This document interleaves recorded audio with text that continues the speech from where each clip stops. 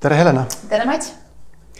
Nii kaua, kui ma sind tean, sa oled alati kõikide inimeste käest läbi saanud. Jaa, olen tõesti. Tundub, et kõik inimesed on ju head inimesed, kuigi tihti küsitakse ka seda, et kuidas toime tulla raskete inimestega. Huvitav, kes on teie jaoks rasked inimesed? Keerulise iseloomuga inimesed?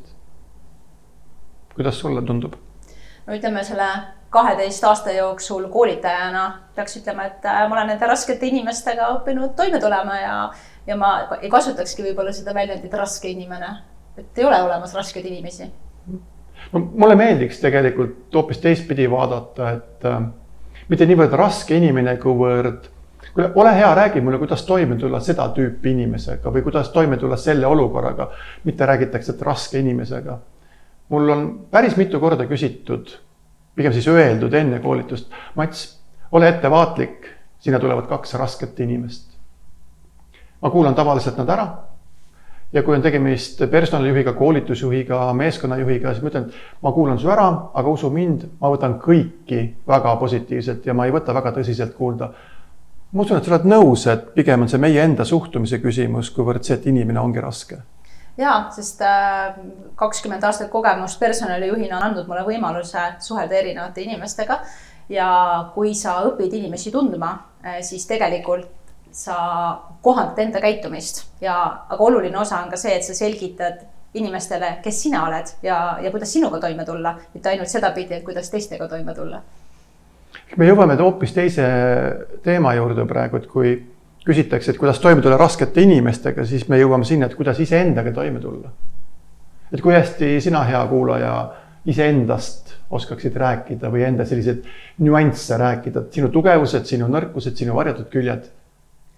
Ja ma täiendaks seda sellega ka, et mis on see taust, kus sa julged seda teha, sest see keskkond, kui usaldusväärne avatud keskkond see on, kus sa saad rääkida ja rääkida oma nõrkustest ka.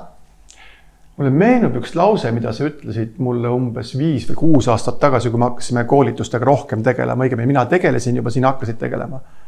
Helena ütles mulle niimoodi, et Mats, ma vahepeal võtsin aega maha, sest ma tundsin, et ma ei jaga seda teemat veel väga hästi. Ja ma olen täiesti kindel, et tegelikult sa jagasid seda oluliselt rohkem kui mina. Muide, kust see tuli sul? Ma arvan, see tuli minu asjatundja rollist, kui me räägime pelmini keeles. Ehk siis ma tahan asjadest aru saada enne, kui ma välja hakkan siis kommunikeerima, et ma ei ole valmis ebaprofessionaalselt minema. Ehk siis on teatud selline piir enda jaoks, kus on tunne, et nüüd ma olen valmis minema. Kuigi minu jaoks tundus, et tead juba kõike. Sinule tundus. Tundub inimeste kohta paljud asjad, ka näiteks paindumatus. Paindumatus. Kirjutage palun video alla kommentaaridesse, kui palju te näete enda ümber paindumatuid inimesi. Ma kohe korrigeerin ka, mida ma mõtlen sellega. Ja teine kohe juurde, kas paindumatus tundub ikkagi olevat midagi keerukat ja rasket või on paindumatus midagi positiivset? Aga Mats, sinu arvates, kas paindumatus on pigem positiivne, negatiivne? Minu sisemine, mina tahaks kohe öelda, et paindumatus on takistus inimesed. Me elame kaasaegses maailmas, meil on vaja kogu aeg liikuda kiiresti. Ütle nüüd see lause ära, et keegi peab ellu ka viima. Jah, keegi peab võtma need toredad ideed, lennukad mõtted ja need süsteemselt ellu rakendama, sest muidu ei saa midagi ära tehtud. Ja keegi peab panema vahepeal pidurit, et ei muudetaks juba toimivaid süsteeme. Aga äkki paindumatus ongi natuke selline nagu auto puhul pidur. Ideed inimene on gaasipedaal, vajutad, läheb kiiremini ja paindumatus, et oota, kurv, võtta hoogu maha. Ehk tema vaates ta peab ellu ka midagi viima ju. Aga neid pidurid peab oskama kasutada, sest kui sa seal kogu aeg nagu jalga piduril hoiad, ei saa ka nagu kusagil edasi. Ja ikka ja jälle me jõuame tagasi alguse juurde, et ei ole olemas rasked inimesi, on lihtsalt olukorrad, mida me ei mõista. On inimesed, kellega tuleb õppida toime tulema.